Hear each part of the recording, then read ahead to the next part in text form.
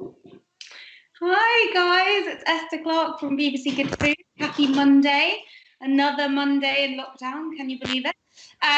We are here again to talk to you a little bit about ingredient swaps, things like that. And I think today we're specialising in leftovers. So we are going to be joined by Barney Desmazerie today, which is very exciting. So store those questions up and let us know what you'd like us to answer.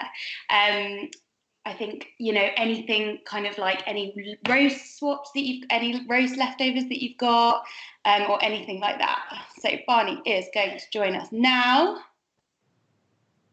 Going live with Barney. Right. I hope so. Is Barney. Questions up, guys? Let us know. Hi, Barney. There we go. How's that? Can you see me? I can. I'm getting quite a lot of beard. Okay. Yeah, can you see me? Yeah, I can see you, but I can see you on my computer. So is that good? Lovely. Wonderful. Me. Excellent. Excellent stuff. How are you?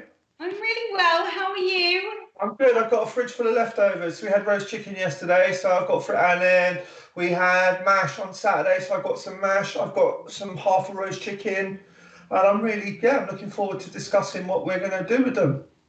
Yeah, I feel like this is quite a popular subject, the leftovers. Yeah. You know, we get asked those kind of questions quite a lot. Anyway, I've got some lamb stew left over. I think I've got phyllo pastry. Ooh. Just reducing that. It's like a Moroccan-y kind of lamb stew. I'm going to like reduce it down, add some spinach to it, and like bake it in like a sort of like phyllo pie. Yeah. And you can do that thing where you do it like snake shapes, can't you? Where you do it in a core. That's really nice. Love that. Okay. First question coming in. What can we do with rhubarb? Any good rhubarb recipes? We keep on getting this question, don't we? Yeah. So there must be a lot of rhubarb knocking around.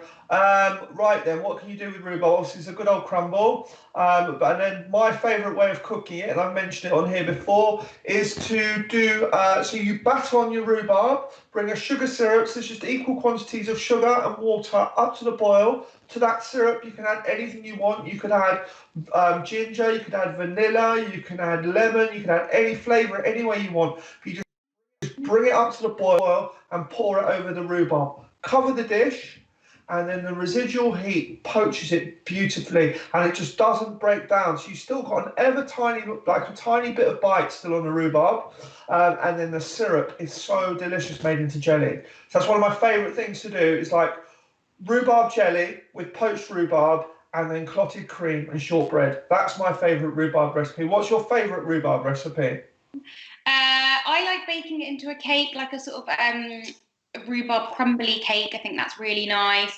I just like doing like a rhubarb fool. It's I really like it. I roast rhubarb, but I think I'm going to try your method. I think that sounds really nice. Lovely.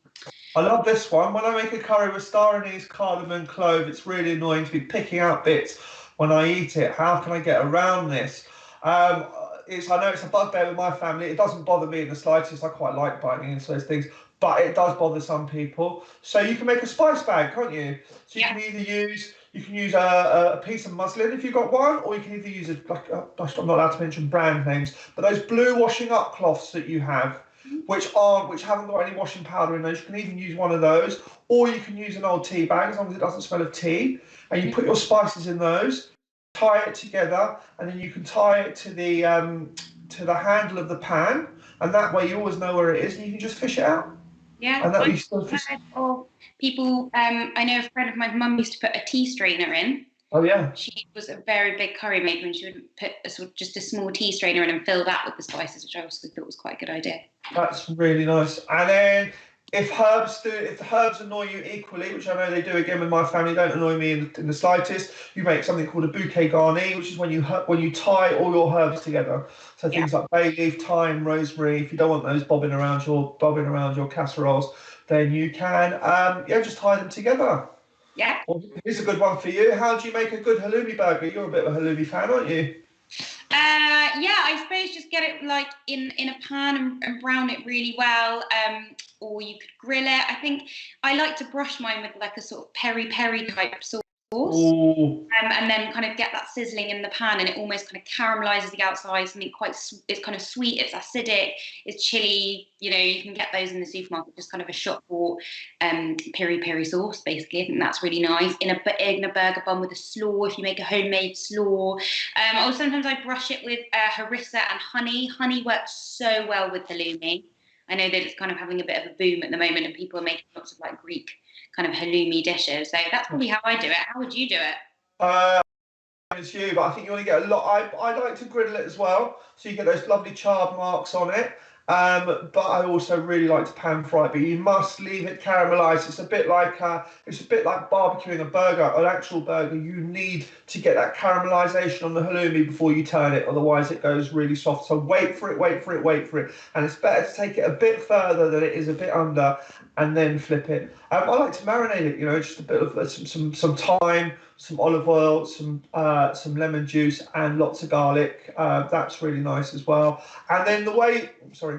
So I was going to say, we've got halloumi and chicken burgers on the website, which I think is such a nice recipe. I think it's Amber's recipe, and it's so easy. Such a good midweek meal. Yeah.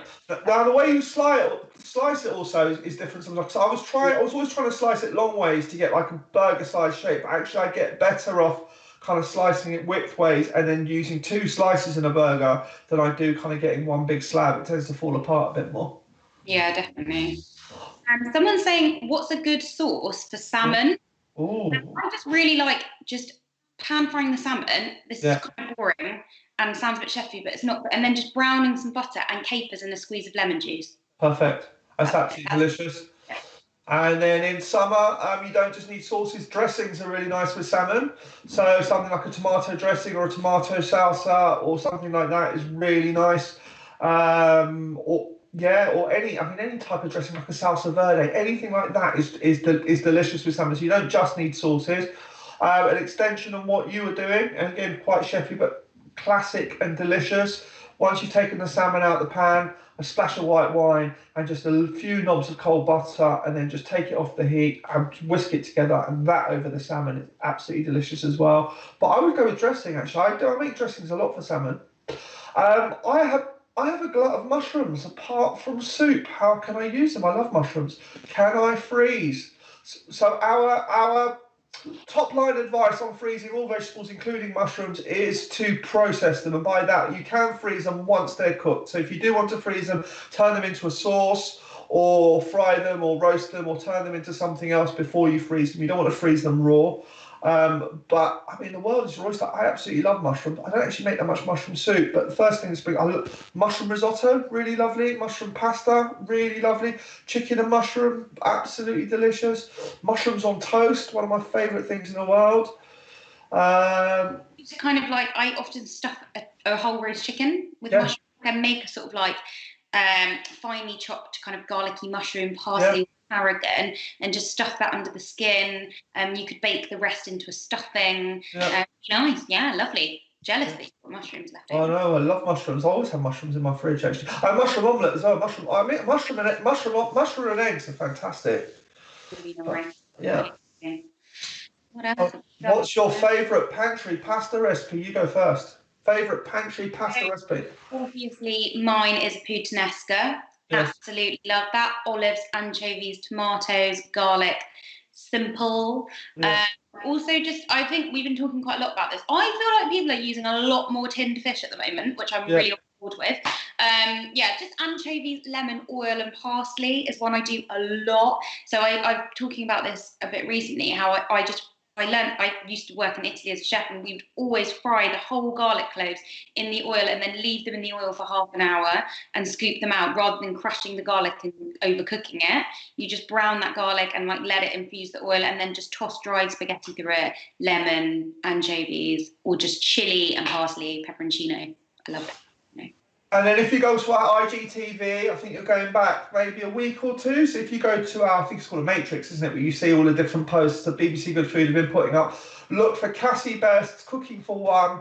And she's done a very similar thing to what you were just talking about with stale bread and broccoli, which is an absolute classic. And then for me, my favourite, if you can I think most people have these two things in their fridge, but I think the absolute go-to 4-ingredient pasta for me has to be carbonara. So it's bacon, eggs, pasta, parmesan, pasta water, 4 ingredients, and it's such a lovely thing. Cacio e pepe. I Oh mean, yeah, of course. cheese, pepper, and it's so simple and Yeah, so delicious. I think for that, a really good starchy spaghetti, if you can get one, is yeah, always good. But even we've got like a gnocchi cacio e pepe on the website, yeah. which works really well because the starch comes out of the potato, and Yeah. also it almost like, makes that kind of starchy sauce delicious. My tip for cacio e pepe, and stop me if you disagree, is to toast the pepper in the butter or olive oil first, and it really brings it alive because you can't think pepper's a spice like all other spices. It comes alive once you've toasted it. So do that, and all of a sudden you get this really fiery pepperiness to your cacio e pepe. So I don't know if it's classic, but it's the way I always do it for carbonara as well. If black pepper is a prominent flavour, I always toast it in the oil or butter first. Yeah. Oh, love that bit. Thank you. We're living for at the moment. Someone saying any garlic and ginger recipes. I mean, Oh basically yeah. all curries Yeah. on our website. Blitzing ginger, garlic, and an onion together is a great base for a curry, Yeah. I find. And then just frying it off, it gives you that really iconic kind of Indian takeaway flavour and texture. So you make this kind of thick paste. That's probably how I do it. You can also freeze it if you finely chop it and put it in a sandwich bag. You can freeze it really well and then just pop it into things. It does nice the garlic as well. Any stir fry I wouldn't do without garlic or ginger. I'm quite heavy on the garlic and ginger. And sometimes if you've got lots of ginger, you can finely slice it into slithers, and so you get and it becomes part of the dish as opposed to just being a flavour. So very finely slice it, not matchsticks, but actual kind of slices of ginger through your stir fry, and that's really lovely. I love ginger. You can also juice it. I mean, ginger's fantastic. Really nice, and also in sweet dishes as well. You could, like you said, matchstick that ginger and then kind of put it in a caramel and then fold it through. Things really nice in pavlova, like a raw pavlova. Really nice in rhubarb crumble, actually, ginger. You know what I love about these Q&As is sometimes you kind of feel that one of the people could get together with one of the other people and get their ingredients together and make up a really delicious dish. So if you could swap some of your ginger, with the other person's rhubarb, you'd have amazing pudding. How can I smoke beef? It sort of depends if you want cold smoked beef or if you're after hot smoked beef. Yeah, I've not tried personally. I've got to be honest. Never smoked beef before, but. If you're talking like Texan brisket, then you want to do it. It depends on what you're talking about. If you're talking like a kind of a pastrami type thing, then you need a cold smoker. But if you're after Texan brisket, that sort of thing, then there is a recipe. We have got a recipe on bbcgoodfood.com.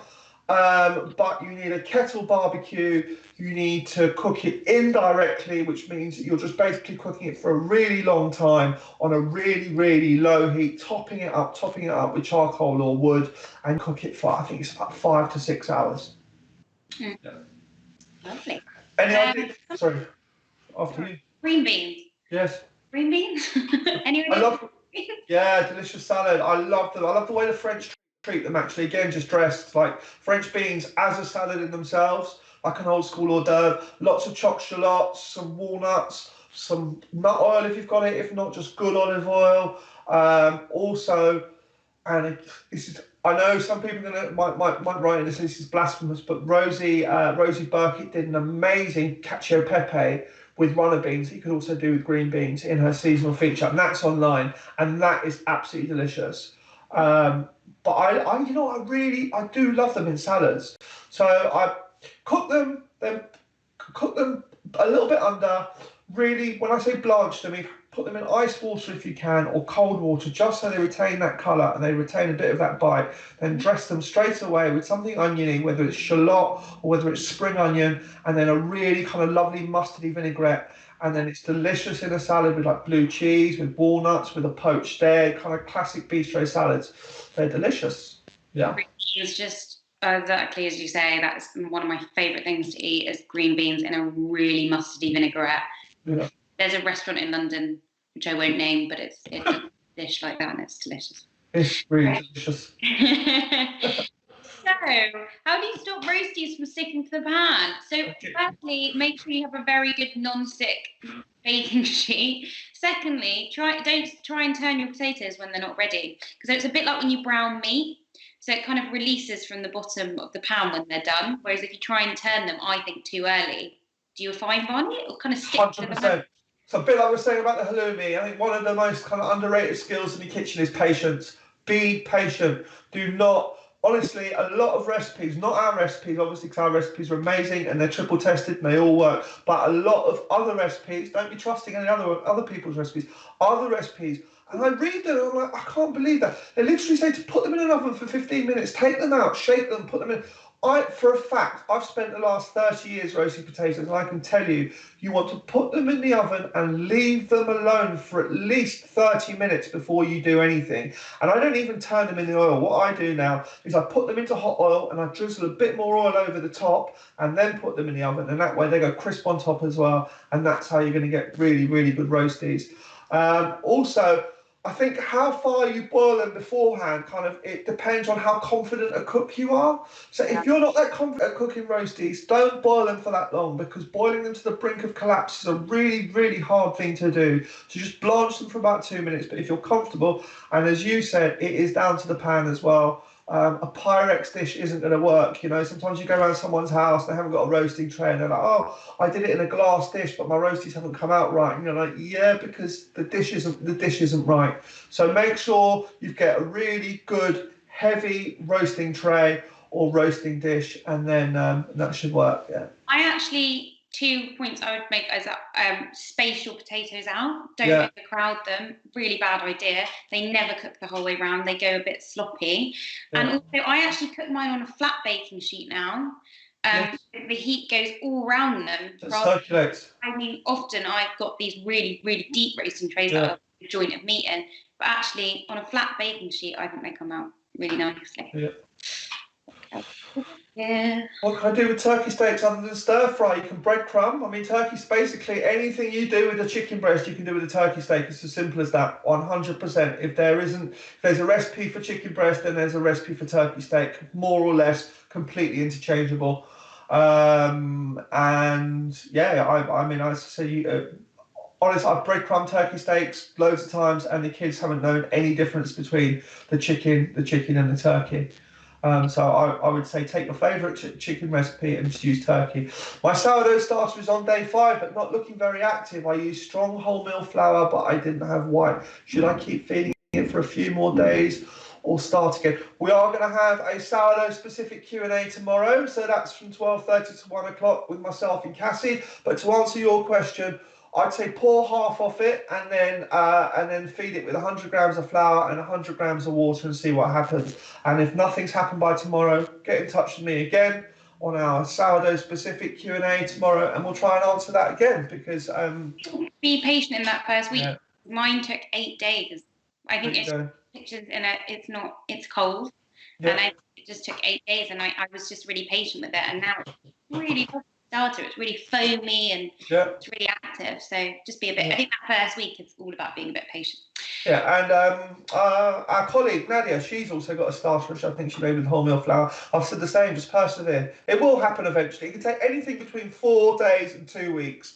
And honestly, unless it smells like sick, which is a horrible thing to say, but unless it smells really horrible, then it isn't dead. It's just doing its. Pungent smell, it won't, Bonnie, because mine. Because people say, oh, it should smell yogurty. I think mine smells quite vinegary. Vinegar's fine. But don't smell like unpleasant, do you? Like poignant. Yeah. No. Curdled milk is how I should probably describe it. Yeah, you don't want it to smell like curdled milk. How do I get lumps out of my gravy? Strain it. I mean, you can strain it or blitz it with a hand blitzer. It's up to you. But I tend to strain gravy anyway, because I've had bits of carrot and onion floating around in it from making the gravy. So. But strain it. Get yourself a strainer and a gravy jug and strain it. Love mushrooms. How can I store oyster mushrooms, as I find they're discolouring really quickly? Interesting. Yeah. Mushrooms like that I feel like don't last as long. I think keep them as fresh as you can. Maybe lay them out on a tray in the fridge. Try not to kind of get them if they're in a tub or in like a plastic box. Sometimes I find like mildewy, like kind of the cold gets to them, they get a bit wet, and then that kind of wetness kind of they go off. Not being very technical here, but I think if you know what I mean. So yeah, just maybe try and lay them out on a tray, and then put like a wet piece of kitchen cloth on top of them. Yeah, exactly. Very not sodden, just damp, a damp kitchen towel on top of them, and they should keep. But with things like oyster mushrooms and with wild mushrooms, so cultivated mushrooms seem to keep for a long time, but your wild mushrooms tend to go in a day or two. So you kind of want to buy them on a day of cooking or a day or two of cooking. My son has an egg allergy. Yeah. What can I use as a substitute? I mean, it really depends on the recipe, doesn't it, Barney? I think. And the baking, is it baking? There is. It depends. It doesn't it. So there's chickpea water which you can use instead of egg whites. There's aquafaba, chia seeds. Just look on our website. We've got loads of vegan recipes, and obviously they don't contain any. So we've got a really lovely selection now. So do check them out. You've got some really. I think you've got really nice vegan chocolate chip cookies on there. Yeah. Really nice and stuff like that. So you just have a look and just kind of see what kind of alternatives we've done. I think chia seeds is a good one. That's the one that often works with a chocolate cake or something like that. If his birthday's coming up, I think it's the latest issue, isn't it? The May issue. There's an amazing birthday cake. There's chocolate. There's a vegan chocolate cake. So look at that. That'll be going on. I think that was by Juliet Sears. I think that was the one. Yeah. It's a really big cake with 3 layers, which is lovely and impressive. But if you want to do a slightly more simple version on the website, we've got that exact version as a tray bake as well. So it's really nice. I love that recipe. I was so impressed by that chocolate cake. So, what are your most interesting alternative barbecue ideas? Alternative to what? We're talking vegetarian? We're talking alternative to burgers and sausages? Yeah, not a burger or a sausage. Yeah, I tend to treat I've got a barbecue with a lid. If you've got a barbecue with a lid, and you're lucky enough to have a barbecue with a lid, essentially you've got an oven, because that's what you're doing. And as long as I mentioned earlier with the brisket, as long as you're not cooking directly over the coals, so the coals are around it and your protein is on the top, you've got an oven, and so you can roast on there. I did a lovely dish which was with guinea fowl, but you can do it with chicken, or I basically treated the barbecue like a rotisserie, and I sat the guinea fowl, again you could just use chicken, I sat the guinea fowl on top, and underneath was a tray of potatoes, and they collected all the guinea fowl juice and they roasted, and the potatoes roasted in the roasting juices, and they were phenomenal. Another thing to do if you haven't got a lid is spatchcock chicken. That's really nice. And then if you're looking for vegetarian ideas, I don't think you can beat like roasted aubergines. I love. I mean, they're one of my favourite things ever. I really like fish on the barbecue as well, actually. Yeah. Kind of doing like wrapping salmon in like foil, little foil parcels, and you can kind of like again just put like a really nice dressing on them, like something kind of oily and delicious, or marinate them and do that. And you can also, what's really nice is like baking feta. Like I sometimes do feta, a whole feta in foil on the barbecue, and it kind of cooks, and then just take out the final bit, and then drizzle some chili and honey on that as well. Delicious. And you've got yourself like a hot Greek salad. If you have like a cucumber and stuff kind of going on, and tomatoes, big kind of cucumber and tomato salad, and then you've got this warm feta that you can crumble over it. Yeah. And if you think of like your barbecue, if you have got a lid, you think of it as like a tandoor, then you can do any tandoor dishes on the barbecue. So tandoori chicken, kind of, tandoori fish, anything like that, flatbreads. You can make pizzas on a barbecue. You don't even need a pizza stone. You can do pizzas on a barbecue. But basically, think of it less as a grill. Think of it more as an oven, and all of a sudden, the ideas start to happen. So with the aubergines, sometimes I grill those, then I wrap them in foil and put them directly on the coals to kind of finish. Yeah, I love that. Yeah. You can do that with like little potatoes as well. Like you do with big potatoes. Yeah, really nice. I think that'd be lovely. If you think you've got to utilise that barbecue, potatoes going on, fish, and then you've got yourself a dinner on the barbecue, like a full meal. Like, it's great. Really we do that whenever we're camping. So we have like a main barbecue, and then because the kids are running around so much, potatoes goes into foil, they go into the embers, And then, I mean, they do take a lot longer and you've got to watch them a bit, but then 2 or 3 hours later, when the kids are peckish just before they go to bed, they've got these most delicious kind of baked potatoes, smoky baked potatoes. Yeah. Get that really lovely smokiness, don't they? My parents used to wrap baby potatoes, it's really naughty, but in bacon. Oh, yeah. They put them on the barbecue, and then we'd have like sour cream and chive. Ooh. Them really naughty but delicious. Someone's saying any salad recommendations. I just mentioned Greek salad. I love salad. Loads of salad recipes on the website. Just as long as you've got a dressing. Yeah. Depends where you want to take it. Like, yeah, if you want to do salads with leaves or, you know, anything, any ingredients you've got. Chicken Caesar's on our family list tonight because we've got leftover roast chicken. So you do really good chicken Caesar salad. Yeah, thank you very much. And the dress. I miss your food. I miss being in the kitchen. I know. Well.